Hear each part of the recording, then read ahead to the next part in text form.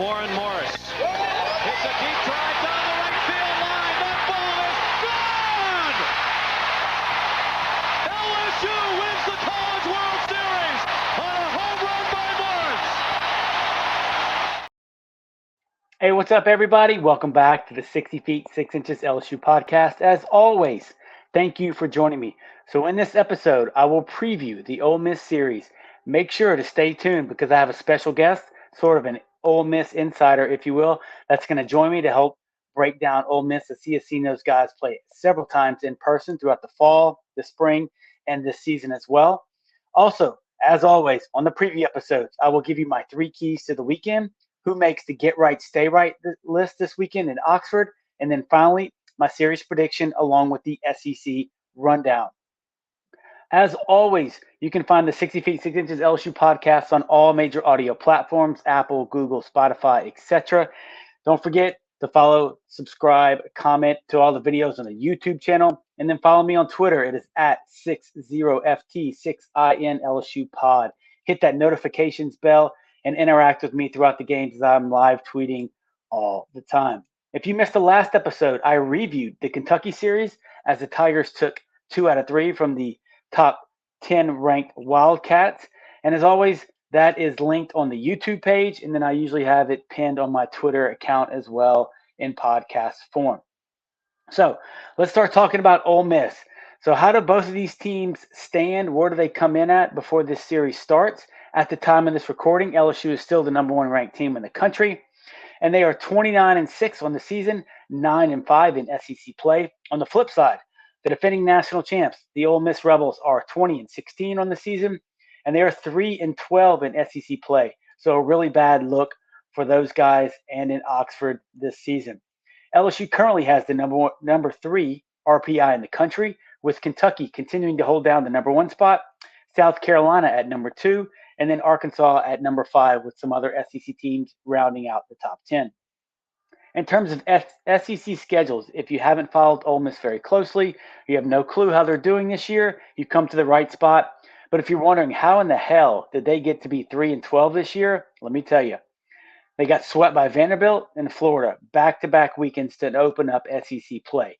Then they lost 2 out of 3 to Texas A&M, lost 2 out of 3 to Arkansas, and then finally they lost 2 out of 3 to Mississippi State last weekend during the Super Bulldog weekend. And if you didn't catch that scene, it was absolutely crazy in Starkville, as those guys set the attendance record for the most people to see a college regular season baseball game ever. So at least they got a good stadium going for them if they have nothing else going for them in Starkville. So, all right, let's take a quick look at some of these stats for the teams. Now, look, I know sometimes I may go a little heavy on stats, but if you haven't seen Ole Miss play, you have no idea where they're coming from. You have no idea why their record is so bad. It may not be the best audio content out there, but it just gives you a primer on what you need to know heading into the Friday, Saturday, Sunday series in Oxford. So once again, for these stats, we are looking at SEC games only moving forward. In terms of hitting, LSU is still second in the conference in batting average at .292. Ole Miss is hitting .244 on the year in SEC play, which is good for 11th. Ole Miss has the 3rd lowest slugging percentage and the lowest on-base percentage in conference play. LSU has the 2nd highest batting average with 2 outs, which is at .305. Let me say that again. Batting average with 2 outs, LSU is hitting .305, and they are tied for the conference lead in 2-out RBIs with 47. They are tied with Vanderbilt, if you are wondering. So that's been a big focus on the pod this year, and LSU is doing a phenomenal job in terms of extending innings and driving in 2-out runs. When you look at the pitching side of things, both teams are very similar. When you look at their team ERAs in SEC games, both teams have about a 6 or a mid-6 team ERA. Ole Miss, though, they have given up the 3rd most hits in conference play, and they have the 4th worst batting average against in SEC games. The Ole Miss pitching staff has given up the most home runs in SEC play, and hopefully LSU can use that to their advantage this weekend in Oxford. On the flip side, LSU, their pitching staff, for some of their struggles in conference play, they have actually given up the fewest home runs in SEC games thus far. LSU doesn't run a lot, and that's unfortunate. They don't steal a lot of bags because Ole Miss has given up a ton of stolen bases. I think in the top 3 in terms of stolen bases against this year in conference play. And then when you look at fielding, both teams are middle in the pack. Both teams are in that 972 to 975 range. So before I introduce my special guest who's going to help me break down Ole Miss, I want to make sure I give you my 3 keys to the weekend. So the first key, the starting pitchers have to step up, in my opinion. Ole Miss, while they do have a 3-12 record, they're still talented and they still have some dudes that can absolutely swing it. You need Skenes to be the Arkansas-Tennessee version of Paul Skenes. You need Ty Floyd to begin to turn things around. He's done it in spurts, right? Against Arkansas, he settled down and threw really well. Last weekend, the 3rd and 4th innings for him were very efficient, very good as he went 6 up, 6 down against Kentucky. But this is the point in the season, and these are the teams to do it against. The upcoming SEC series is not very strong statistically. They're all very talented teams, but statistically, they're not very good. Ty Floyd needs to start to turn that corner. And then finally, Christian Little needs to build off of that last outing and focus on those good things that he made happen in the first 3 innings against Kentucky. You just need these guys to set the tone when you go on the road. And make no doubt about it, Ole Miss and Oxford will be an absolute hostile environment this weekend versus LSU. Those kids out in the right field corner with the beer showers are going to be going nuts. Left field behind the fence is going to be packed, and everybody's going to show up to watch Paul Skenes pitch on Friday night. It is going to be crazy in Oxford. The second key to the weekend for LSU, if they have a chance to put the game away, the Tigers need to put their foot on their throat and finish off Ole Miss. The sense of urgency needs to be heightened this weekend on the road.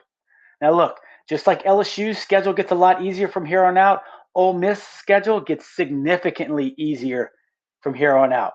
They have Georgia, Mizzou, Auburn, and Bama after LSU. And Ole Miss, I feel comfortable saying this, they're more talented than all those teams I just mentioned. Also, don't forget, Ole Miss used the LSU series last year as a springboard to a national championship run. After that Friday night delay, I don't know if y'all remember, the game got halted in the middle of the game. Dylan DeLuca came back. He started Friday night. He came back on Saturday and absolutely cruised. And once that happened, the rest is history. Ole Miss was off and running. So my point is, if it's 6-2 in the 4th inning on Saturday or Friday or whenever it is, LSU needs to find a way to keep adding on runs. Even if it's just 1 inning, 1 run here, 1 run there, they need to figure out a way to put some crooked numbers up on the board, because the last thing you want to see happen is that it's still 6-2 in the 7th.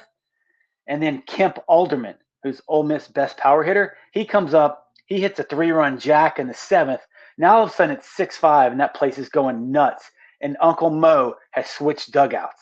That's the last thing you want to see happen with not a very good team on the road and have them get some energy. So LSU, find a way to put these guys away when they have their opportunities.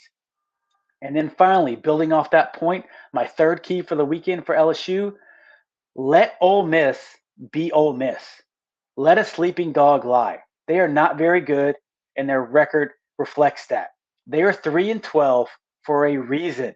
There's no need to give them any extra motivation than they already have. There's no need. I'm a fan of talking junk. But this weekend, just like against Tennessee, don't feed into that in the other dugout. Don't give them any reason to play any harder than they already are. Keep all the emotion and the crap talking and the smack talking. Do that in your dugout. And then if you want to let loose on Sunday when a sweep is possible, or you've already won the first 2, then that's fine. Direct all the energy into the LSU dugout this weekend. Look, it's a business trip going up there. And if I seem a little worried about this series, I am. Because Ole Miss is going to be a tough place to play. They're really fighting for their absolute lives to get into Hoover right now just to make the SEC tournament because they're running out of opportunities. So jump on them early. Make sure you secure that Friday night victory with Skenes on the mound. And then make those guys hit on Saturday and Sunday. We're going to get into some stats.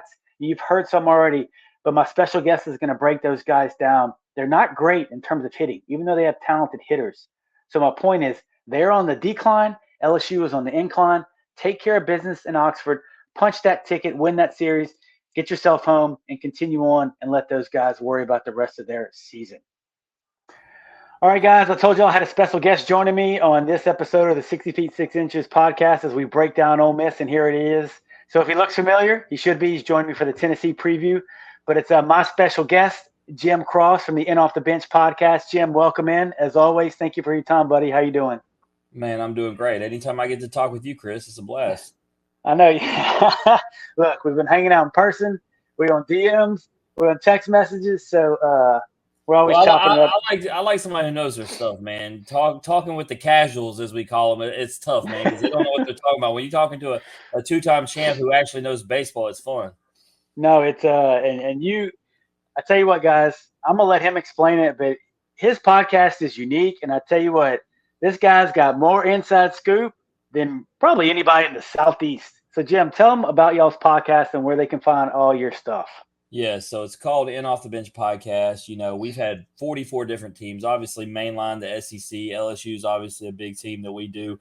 Our last guest was Mississippi State. Our next one's Ole Miss. So hitting the rounds, making the rounds around the SEC, getting their story. We get, you know, as Chris has said before, we kind of pull back the curtain and get to see what's going on behind the scenes. So you get to know the player for more than they are on the field. And it's really cool, man. They tell us their story, how they got into baseball. A lot of them have athletic families, you know, and it shows based upon their play and how they're gifted and everything. And, you know, they talk about the seasons before, whether it's national championships or bad seasons, but break it down, just how they felt and why they picked the schools they did, all that good stuff. So it's really cool. And you can find us on any streaming platform, you know, Apple, Spotify, Anchor, you know, we're on YouTube as well. I prefer the audio myself, so you don't have to look at our three ugly mugs. But, you know, whatever your preference is, the guests are a lot better looking, younger. So, but no, we really like to get to know the guys, and it's even more fun. So then when you go to watch them and you know them on a personal level, it makes you root for them even more. I totally agree 100%. I drive a lot for work, and I got more. I was telling Jim before we started, I got more drive time ahead of me, but they interviewed Drew Bianco, who obviously played at LSU. Everybody knows who he is, but it was interesting to hear his story. And I tell you what, we were talking about this before I hit record. That dude could break down some NBA. So he had some really cool stories, and just good to hear about him and how he ended up at Houston. I love to hear how much of a fan he still is of LSU. I mean, he may play for Houston, but he's a Tiger. No doubt. Yeah, just talking about all his friendships and the fact that he roomed with Gavin Dugas, all these little things to where, you know, next time you see him on a highlight or something, you feel like you really know those guys. But real quick, so obviously you're LSU diehard through and through. You know, you're at as many games as you can be. You're in the fall and spring scrimmages. I know you, but why? Just tell everybody, like, obviously you got on LSU gear right now if people can't see you, but you're my Ole Miss guest. So you're going to break things down from an Ole Miss perspective. So just tell people, you know, where you live and just how close you are to that team. Yeah, so I'm less than an hour from Oxford. I'm an Ole Miss season ticket holder. Try to go to as many series as I can when I'm not going to Baton Rouge or Starkville, you know, typically. And so, you know, I was there 2 weeks ago for the Arkansas series, and then I was in Starkville to watch them play Mississippi State in the Thriller this past weekend. So just I get to see a lot of Ole Miss baseball. But I think you brought up the key point. When I have a lot of discussions with people, you get to see a lot when you go to the fall scrimmages, the winter scrimmages, and get to see them as they're putting in the work to get prepared for the season. So you get a really good idea of what you're going to see coming into the season. So when you have those debates about what that starting lineup is going to look like, and people think they know, it's like, you know, you weren't at the scrimmages to see, you know, who was really putting it in the time and having success. Yeah, there's no doubt. And that's why I think he's a great resource for me and for everybody here. And he just has a unique perspective on Ole Miss, and I can't think of a better insider. So let's get into it, Jim. Let's focus first on the pitchers. And their weekend rotation seems like it's changed a little bit. And I have an idea of who may be Friday, Saturday, Sunday. But why don't you talk about who do you think is going to be Friday, Saturday, Sunday, and maybe what a couple of these guys bring to the table? So Jack Daugherty, the veteran, he's been the Friday night guy ever since Hunter Elliott went down. I believe he will stay, especially because he probably had his best outing of the season last Friday against Mississippi State. You know, I have it right here. You know, he went 6 innings, only gave up 2 hits, 1 walk, 1 earned run, striking out 4. But to give you an idea how he's been on the season, he's a righty, first of all, but 5.86 ERA. So he's really struggled in that role. He was never expected to be in that role. That's Hunter Elliott's role. And that's who your Saturday guy is going to be. Hunter Elliott is making his appearance. Wow. I want to say it's been 6-7 weeks, maybe at most. Maybe I'm highballing. It's definitely been 5 to 6, and so I do not know his exact pitch count, but Coach Bianco has said officially that he will be the Saturday starter. Hunter Elliott, obviously, last year on their run to a national championship as a freshman was phenomenal. I got to watch him in his high school games at Tupelo as well. He is he's a stud. But you know how it is, Chris, you got to work out the kinks when you get back. Mm-hmm. So we'll see what he's got, coming back. I feel pretty good, being that you're going to obviously get into our Saturday starter, but I feel pretty good, knowing that he's not the typical Hunter Elliott probably, and he's not going to go that 6-7 innings that he'd normally give you. I think so. They got 2 other guys that they can go with on Sunday. They haven't formally announced, but I think it's usually JT Quinn's had a lot of success. He's the freshman righty who's 3-0. But I think, because we've struggled with lefties, I don't know that they don't go with Rivas. Right. Yeah.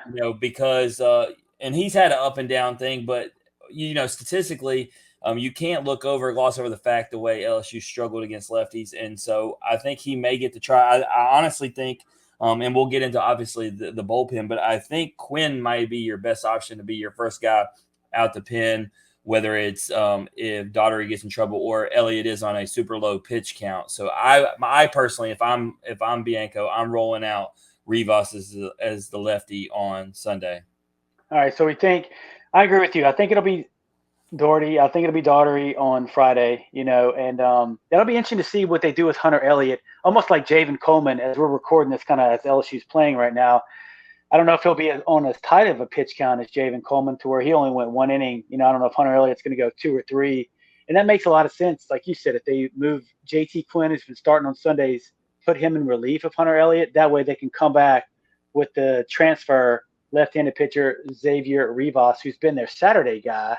So that would be back-to-back lefties that they would see. So I think you're probably right. That makes a lot of sense if you're looking at it from Bianco's perspective. The fact that LSU's kind of struggled with lefties and you got 2 guys ready to go. And if Hunter Elliott is, at least to a degree of what he normally is, like we said, not knowing the pitch count, I'm thinking because you like you said, I don't think he's a one. You're not starting him on a Saturday if he's only a 1 inning. I'm going to guess that he's somewhere between a 40 and 60 pitch count, and Bianco's probably looking to get 3 innings, hopefully maybe 4 if things go really well. I just watched it with Mississippi State. They did it with Cade Smith. He was on a 60 pitch count. He actually went 68. They let him finish out the inning, and so I feel something similar to that. But it's all going to be based. They're going to talk to him, see how he feels, obviously. And it's always interesting when that guy comes back off an injury. You just don't know what to expect. Yeah, and I would imagine, too, the other side of things, right, his teammates are probably pumped. So it's an Ole Miss team that's struggling, that's 3-12 in conference play. And I'll be honest, this series worries me a little bit just because of how raucous it could be up there, the number 1 team in the country. And if they get that kind of Hunter Elliott bump, everybody in the dugout gets pumped. He goes out there, say he throws 3 scoreless, and it's 0-0. It's one of those things where how it is in college dugouts when Uncle Mo jumps on your side. That could kind of carry them. Yeah, and I don't want to spoil it because we're going to do key factors to winning, but that crowd's going to be a part of what I talk about to solidify your point. There's no doubt. So let's move on to the bullpen, and I was looking through some of their arms, and man, they got 4 or 5 guys, but they have guys with a ton of appearances, and the good thing I think go ahead. Yeah, Mitch Morrell he's your senior. He's been around a long time. He, to me, is the guy that I trust the most if I'm Ole Miss. He's got I got it right here. I had that right here. There it is. Anyway, he's got 18 appearances on the season, 4.18 ERA. But this past weekend, he even threw 2 different games, 4 1/3 combined, got their only win. He has by far been their most solid guy. He's usually the go-to guy. And, you expect that from a senior leader. And so he's the one. You also have Mason Nichols. He's a guy who, for the stretch run in Omaha last year, he was a freshman. He's sophomore now, got some more time on his belt. He did just have a really bad midweek game against Memphis where he was closing it, gave up 3 solo shots. I don't expect that to be something he does again. He's probably looking to get some get back and get back right, So he's a guy. And then a guy who is very up and down, but I have seen him at his best, Chris, big righty, Sam Tookian. Mhm. If he gets rolling, he's a guy that can absolutely, control the end of a game. The problem is it's kind of similar to some of our guys in bullpen. It's about he walks a lot of guys. He's got that 32K to 19 walks. He's got some hit batters in there. So command issues, and that's the whole key. So, I mean, he's one of those guys that's Jekyll and Hyde, right? Lacks consistency, but if you get the good side of him as an Ole Miss fan, it's a good thing. Yeah, I actually watched him. I tuned into that game too, Mississippi State Ole Miss, and Tookian. He struggled and he gave it up at the end. He just couldn't find the strike zone. It almost felt like I was watching LSU's bullpen at certain points of the season. And he wasn't missing bad. It's one of those things as a pitcher, right? You're missing like 2 inches up, 2 inches down, 2 inches left to right. And Mississippi State just sat up there and let him throw balls until eventually Dakota Jordan hit that game-winning hit off of him. And you say that, and the week before I watch him, and he was the guy against Arkansas who came in and was Mr. Reliable. So, I mean, it's all about – and that's with a lot of these guys, right? It's consistency. You'd like to see it, on a every week basis. Unfortunately, a lot of these guys are back and forth. And so the question is, do they get the good version? But I'd say definitely the most trustworthy guy, though, is Mitch Morrell, undoubtedly. The one thing I will say, we talked about the righty-lefty thing. They don't have a lot of lefties coming out of the bullpen, especially ones that LSU should fear at all. So that's the good news. If you do knock those lefties off the mound, they more than likely should be getting to the righty. So when it comes to that lefty-righty splits, I'm not really too nervous, outside of really Rivas.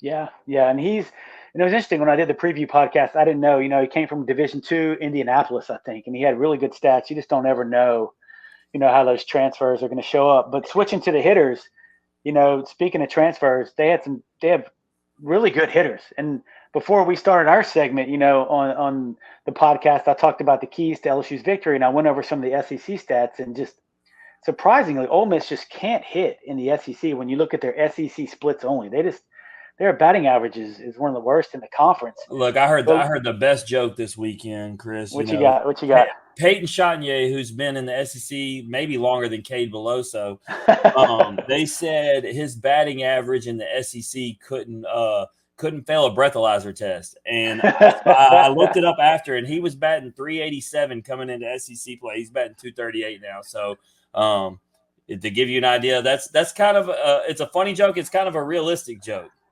Yeah, no, it's let's talk about, Jacob Gonzalez. Obviously, Kemp, Alderman are back, and I circled those two guys. But talk about those guys and maybe 2 or 3 other hitters. I know you could break down the whole lineup, obviously, but just 3 or 4, maybe 5 guys that these LSU fans need to be on the lookout for, because they're going to see 3-12 and just assume Ole Miss is bad. But they got some guys that can bang it around the park.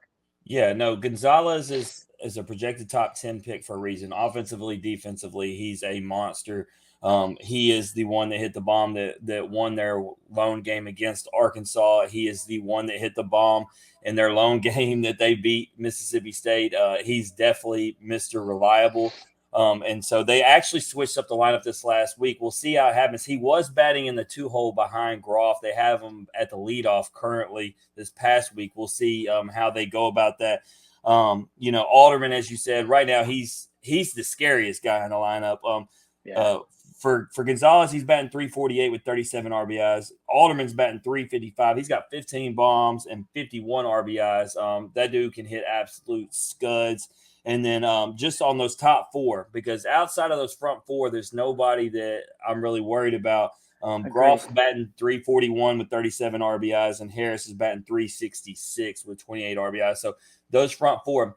A guy who can get hot, though, and I want to bring him up specifically because of the ties to LSU, and a guy who's a dear friend of ours, Ethan Leger is from down there. He played at Delgado Community College with Braden Jobert. They were roommates. They were best friends. Jacques was his mentor.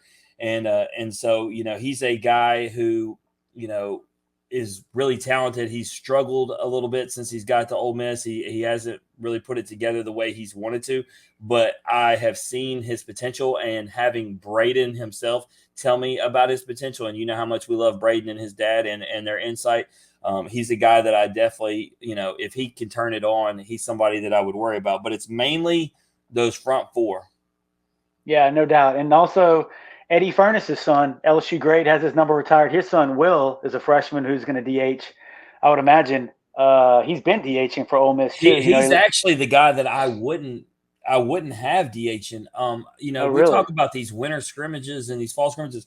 Tywon Malone, who's also on the Ole Miss football team, the big guy. I know you saw my videos. The dude was hitting bomb after bomb after bomb, and he hasn't even gotten a chance. I think he's got 9 ABs on the season in midweek games. And so he's a guy that I would give a chance to. And you talked about getting the atmosphere into it. Man, if that dude hits one out, everybody's going to feel it, and the energy is going to be electric. And I was just talking about the Chatagnier thing. Garrett Wood, the captain of the team, who doesn't even get much run, is a better defensive player than Chatagnier is at second base, in my personal opinion, and a guy who's foaming at the mouth to play. And so, if I was Bianco, I would shake things up, especially with the way 5 through 9 are batting, and get a couple of those guys in. But, us as LSU guys, if he just wants to keep rolling with the way it's not working, I won't be mad either. No, I hear you. And it's definitely, for all those people out there that haven't seen Ole Miss play, you should recognize some of the names. But as the next pitcher, when I look at this lineup, I'm highlighting Gonzalez, Alderman, and Groff. I just cannot let those guys beat me this weekend. If anybody else beats me, you're going to tip your hat. You're going to walk off the field. You're going to take your medicine. But you just got to do anything you can, because those guys can obviously get that crowd into a frenzy. They can all hit home runs. And I'll put it to you this way. This is how I feel about Gonzalez. So in the game 3 of the series against Arkansas, Gage Wood has 2 outs. There's 2 men on, and Gonzalez is on deck. They're at the bottom of the order. And I literally looked at my Arkansas friend next to me and I said, if y'all don't get this out and Gonzalez comes up, he's walking it off on you. That's how I felt, because Gonzalez is that dude. And so luckily he got the out. They didn't have to deal with Gonzalez. So, him and Alderman will make you pay in a heartbeat. No doubt. No doubt. So let's get into some questions and some keys. But I do have one question for you, though. I'm sure a lot of people know Ole Miss, defending national champ. But when I say 3-12 in the SEC, if they've just been focused on LSU and they're not keeping up with the rest of the conference. And I've watched highlights. I watch as many highlights as I possibly can. But what is the reason why they are struggling so bad this year? Is it a combination of things, or are they just maybe a little overrated, a little overhyped coming into the season? They were overrated and overhyped, and you saw me. I attacked every major ranking system, had them in the top 5. They got ranked there because they were the national champion. I don't really ever understand ranking the previous national champion. They lost so much talent and so much leadership, and then before the season, they have Mallett, who's probably going to easily be their most reliable guy out of the bullpen, have Tommy John, and then you lose Hunter Elliott, only a couple weeks into the season. And this is after you've lost the Elkos, the Benches, the Grahams, and the Hayden Dunhurst of the world, right? DeLucia off the mound, the guy who gave LSU trouble last year. So you lose so much star power, and then, you're hoping that guys will come in, transfer in. They haven't, met the expectations, and then you have injuries to the pitching staff, and it's just, it's not been what it's supposed to be. And like we said, outside of those front guys, but, that pitching staff, it's hard to win games when you don't even have a guy in your weekend rotation that anybody fears, right? Like we have that guy in Paul Skenes, right? And we know what Ty Floyd is capable of, but like they don't have that. Like there's nothing like LSU is foaming at the mouth when you look at these numbers and these ERAs on these starters. There's no doubt. Yeah. And for the people at home, we talked about Doherty and Rivas and Quinn, but all their ERAs, I got the numbers right here. All their ERAs are over 5. You know what I mean? So even the totality of the games, not just focusing on SEC games, but even in their non-conference, and they played some good non-conference teams, but they still, they get hit around. And obviously LSU is one of the best teams in the country when it comes to offense. But so what do you think, if, from an Ole Miss perspective, what do they need to do to take 2 out of 3? Kind of what are your keys to the weekend for these guys? So let's start with what you were talking about the raucous crowd and everything. Yeah. So the tickets, I pay attention. They're more expensive than any game this season. Everybody is going to be there. They did it. They tried to do it last year for Tennessee. They want every bit of this LSU series. They consider us a major rival, even though I don't think it's our biggest rival by no means. But they kind of try to see us that way, and so they're going to look to pack that thing out. They're going to look to be electric. And Swayze is a place that's rocking. 11,000 people when it gets full. The student section is absolutely electric. The beer showers are awesome. And so it's going to be about keeping that crowd engaged. And the reason why I bring up last year is that crowd was absolutely packed and engaged. In Tennessee, within the first 4 innings, put up 10 runs and people were hitting the exits. And so the key for them is to get the quality starts from their pitchers. And you even mentioned it with the Elliott thing. That's why I said I wanted to bring it back around. Is for those guys to not get beat up on early and keep that crowd absolutely hyped and engaged to where it is that hard atmosphere for these guys to play in. Because I'll be honest with you, when it comes to Ole Miss, it is rated number 1 as the party college town in America for a reason. There are bars galore, Chris, and if Ole Miss isn't going to play good, they're going to leave and go hit an amazing bar and get some drinks and have some food. So you got to keep them there. You got to keep them locked in, and that's going to start with getting quality starts from those pitchers and keeping those fans there. Yeah, and Jim doesn't know this because we're recording this, but I kind of recorded my part previous to this, and my keys to the weekend for LSU were just the opposite of what you just said for Ole Miss. My keys are the starters for LSU has got to get off to a quality start. They got to limit that crowd. And then one of my other keys is when LSU has a chance to put these dudes away. So the example I gave it, if it's 6-2 in the 4th, LSU's up, they got to find ways to keep scoring. Because if it's 6-2 in the 7th and Alderman hits a 3-run jack and now it's 6-5, that place is going to go bananas. And then you're just in a mess, right? You're in a dogfight. You're in a place you don't want to be. So it's funny that you said that for Ole Miss. That's their key. Well, that was my key for LSU into beating Ole Miss to limit those things. And I'll say the one thing that they do well that we're not doing well at LSU is defensively they're really good, especially their middle infield, their outfield. McCants is making big time catches at the wall. So same with Kemp. So defensively they're good. It's just about their pitchers not giving up the home runs and the walks. We know about that, but. And the other key is it's somebody else has got to step up. Like I said, it's got to be Calarca, who's the big transfer that came in. It's got to be Leger. It's got to be McCants, whose name I just mentioned. I mean, he was big time last year for them in Omaha. Yeah. He was a guy who was at one time thought to be drafted last year, came back. So it's like, all right, man, this is awesome. We're getting McCants back, and he's went from batting in the 5-hole to start the season to batting in the 9-hole. That's how rough it's been, and so. He's a guy that if they're going to have a chance, he's got to get involved. And what LSU can't do, which is a problem of ours, so I bring it up, that Mississippi State did a couple times specifically in the loss.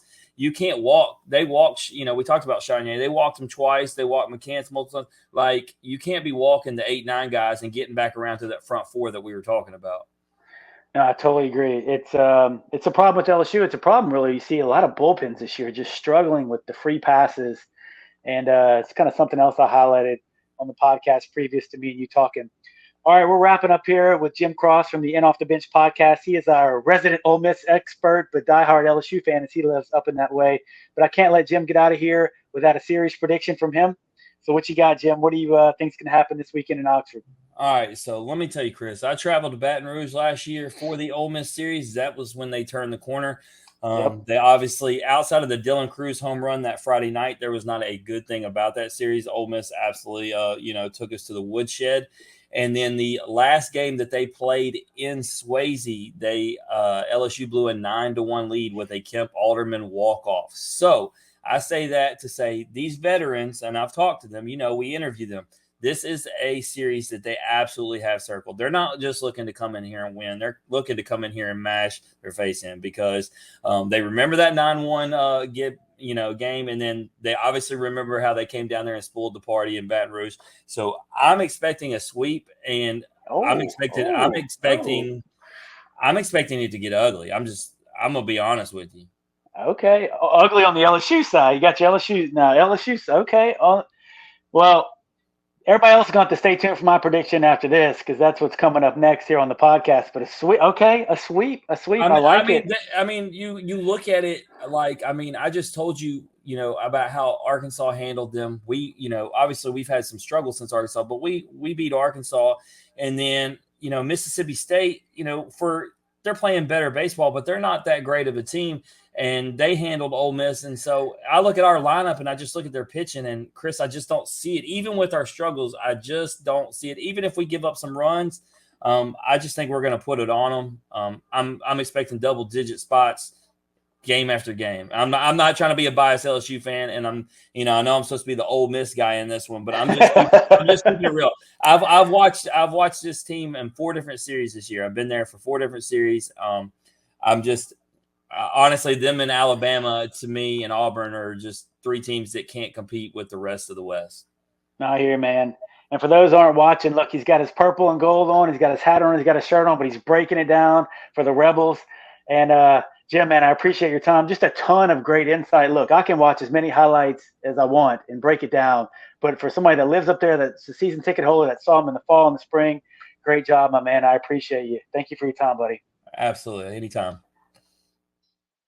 Well, there you go. You heard it here first, Jim's prediction. Hopefully that doesn't get him into too much trouble with his friends up there in Oxford. Obviously, as you know, he lives in the region. But if you don't know, if you couldn't tell, Jim absolutely bleeds purple and gold.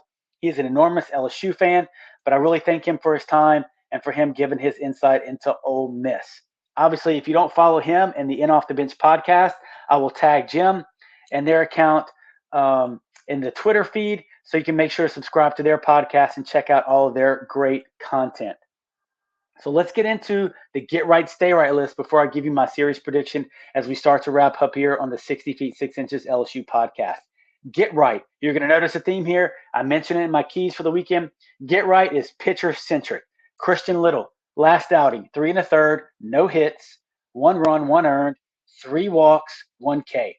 So let's just have a little build off of that last outing, and hopefully he can get a chance to go into the 4th or even the 5th and just continue to stack up good outings like you've seen Collins do as he started to turn the corner. Little has a 179 batting average against, so that's phenomenal. He just gets hurt with the free passes. So Christian Little, get right this weekend, baby. Also on the list, now you may think this is blasphemy, LSU fans, Paul Skenes. I need you to get right, and this is what I mean. Your last 2 outings, South Carolina and Kentucky. 9 innings pitched, 9 hits, 8 runs, 6 earned, 1 walk, 21 Ks. That last stat's disgusting. And I know I'm probably nitpicking a little bit, and it's a small sample size. And obviously Lightning cut the South Carolina outing short. But when you look at those last 2 outings, that is 33% of the hits he's given up on the year occurred against South Carolina and Kentucky. That is 66% of the runs he has given up for the whole year. 60% of the earned runs that Skenes has given up for the whole year occurred in those last 9 innings pitched.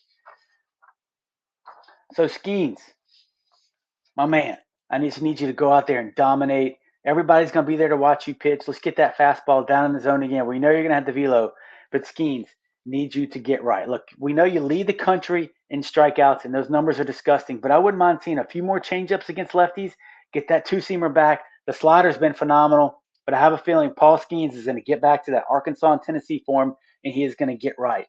And then finally, staying with the pitcher theme, Ty Floyd. Look, Ty, I believe in you, buddy. You have absolutely filthy stuff.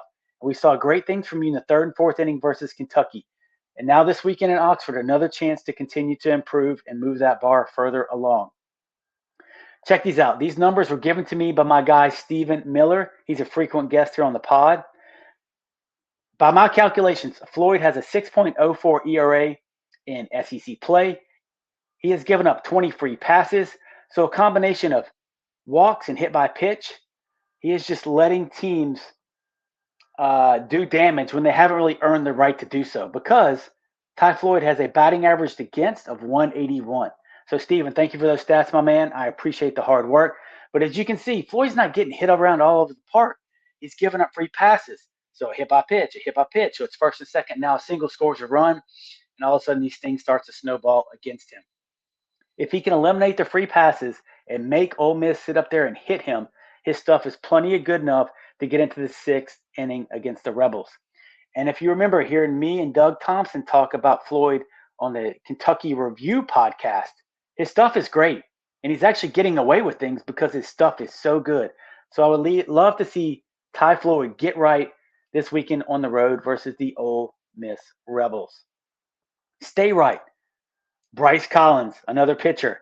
He came up huge on Saturday, securing a win versus Kentucky, throwing up zeros in the 8th and 9th inning. And I think Collins is almost all the way back. I'm going to give him 90% back into his 2022 form.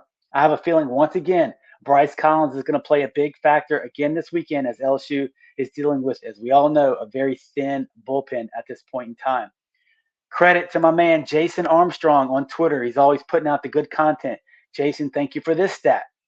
Collins, in his last 6 outings, he has given up 1 hit, which is massive. So it shows he's really turning the corner. But also, in those last 6 outings, 6 walks, 13 strikeouts. So if he can get those walks down just a little bit to where maybe it's 3 walks and 13 Ks. Once he gets those free passes down and makes teams truly hit to beat him, Collins is going to be all the way back to 2022 form, in my opinion, and a key cog in the bullpen moving forward. Bryce Collins, you stay right. Tommy Tanks needs you to stay right this weekend. You were just named SEC Player of the Week. You are the nation's co-leader in RBIs, and you saw what he can do when opposing teams try and steer clear of Dylan Cruz. He made Kentucky pay, and I have a feeling Coach Mike Bianco is going to make Tanks prove it again this weekend in Oxford. They're going to steer clear of Dylan Cruz. Get these stats. On the year, Tommy White is hitting .366.